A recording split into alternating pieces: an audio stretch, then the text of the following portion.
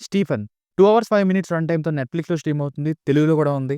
ఒక్కటే మాట, regular commercial elements లేకపోవడం వల్ల మీలో ఈ 'స్టీఫెన్' సినిమా ఎంతమందికి నచ్చుతుందో నాకు తెలీదు.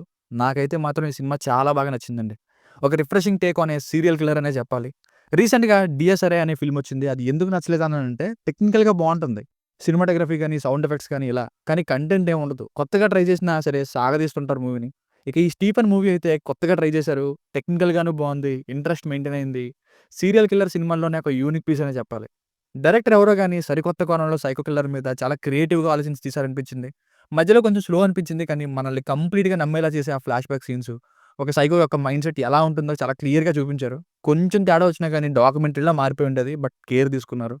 ఇక గైస్ ఈ వీక్ ఓటీటీ అండ్ థియేటర్ రివ్యూస్‌ని మాక్సిమం కవర్ చేశాను. అలాగే ఎవరు అడుగుతున్నారు ఈకో మూవీ రివ్యూ కావాలి మలయాళందని, అది కూడా ఇస్తాను. సో సబ్స్క్రైబ్ చేసుకున్న వాళ్ళు ఎవరైనా సబ్స్క్రైబ్ చేసుకుంటే నాకు కొంచెం ఎంకరేజింగ్‌గా ఉంటుంది. ఇంకా నాకు చేయాలనిపిస్తుంది ఇలాంటి కంటెంట్.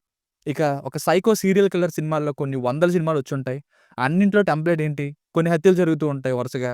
ఎవరు, ఏంటి, ఎవరు చేశారనేది పోలీసులు ఇన్వెస్టిగేట్ చేసి లాస్ట్‌లో ఆ సైకో యొక్క ఫ్లాష్ బ్యాక్‌లో ఏం జరిగిందో ఆ సైకో కిల్లర్ యొక్క ఫ్లాష్ బ్యాక్ వేస్తారు. కానీ ఇక్కడ ఆ ఫ్లాష్ బ్యాక్‌తోనే సినిమా మొత్తం తీశారు ఈ 'స్టీఫెన్' అని. స్టార్టింగ్‌లోనే కిల్లర్ వచ్చి లొంగిపోతాడు తనంతట తానే. ఇన్ని హత్యలు చేసింది నేనే అని. కానీ కోర్ట్‌లో జడ్జేమో రేపొద్దున్న హైకోర్ట్‌లో మానసిక స్థితి సరిగ్గా లేదని చెప్పి తప్పించుకుంటే ఏం చేస్తారంటూ ఇన్వెస్టిగేషన్ ఆఫీసర్‌కి 15 డేస్ టైమ్ ఇచ్చి నిందితుడిపై మెంటల్ ఎగ్జామినేషన్ చేసి ఒక ప్రిసైజ్ రిపోర్ట్ తయారు చేసి తీసుకురమ్మంటారు. అప్పుడు సైకాలజిస్ట్ హెల్ప్‌తో నిజంగా కిల్లర్ ఇతనేనా కాదా? ఎలా చేశారు? అసలు ఇతనికి ఏం జరిగింది? అదంతా డీకోడ్ చేసేదే ఈ సినిమా. లాస్ట్‌లో ఒక భారీ ట్విస్ట్ కూడా ఉంటుంది. ఇక ఫ్యామిలీతో చూడొచ్చా అంటే బ్లడ్ కనిపించే విధంగా చంపుతారు. అది పర్లేదు అనుకుంటే ఎక్స్‌పోజింగ్, స్కిన్ షో ఇలాంటివేమి ఉండవు. సో చూడొచ్చు. ముందుగా మైనస్‌ల విషయానికొస్తే మధ్యలో కొంచెం స్లో అవుతుంది. ఇంకా ఇన్వెస్టిగేషన్ ఇంకొంచెం క్లారిటీ మెయింటైన్ చేసుంటే బావున్ను. కానీ అర్థమవుతుందిలెండి. ఇంకా రెగ్యులర్ సైకో కిల్లర్‌ల సినిమాల్లా కాకుండా రిఫ్రెషింగ్‌గా సరికొత్తగా తీయడం వల్ల కొందరికి ఎంతవరకు నచ్చుతుందో చెప్పలేకపోతున్నా. ఇక ప్లస్ పాయింట్స్ విషయానికొస్తే అన్ని యాస్పెక్ట్స్ చాలా బావున్నాయి గైస్. స్టార్ట్ చేసిన విధానం, ఇంటర్వల్, క్లైమాక్స్, సెకండ్ పార్ట్ ఉండడంలో తప్పులేదనిపించింది. అట్‌లీస్ట్ ఇలా కొత్తగా సినిమా తీశారనిపించింది.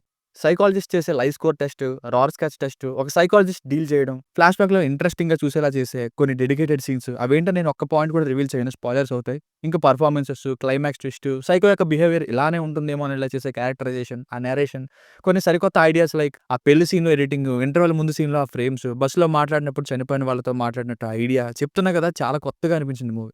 అసలు సీరియల్ కిల్లర్ ఫ్లాష్ బ్యాక్‌లో ఏం జరిగిందనే అనాలిసిస్, ఇంటర్వల్ ముందు ఒక 20 మినిట్స్ సీన్ అయితే ఫీల్ గుడ్‌గా స్టార్ట్ అయ్యి క్రైమ్‌గా ఎండ్ అవ్వడం, అక్కడ సినిమాటోగ్రఫీ ఫ్రేమ్స్ అయితే అదిరిపోయాయి.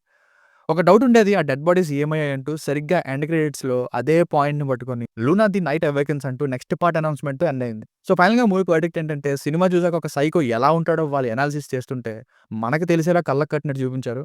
కొంచెం తేడా కొట్టిన డాక్యుమెంటరీలా మారిపోయి ఉండేది.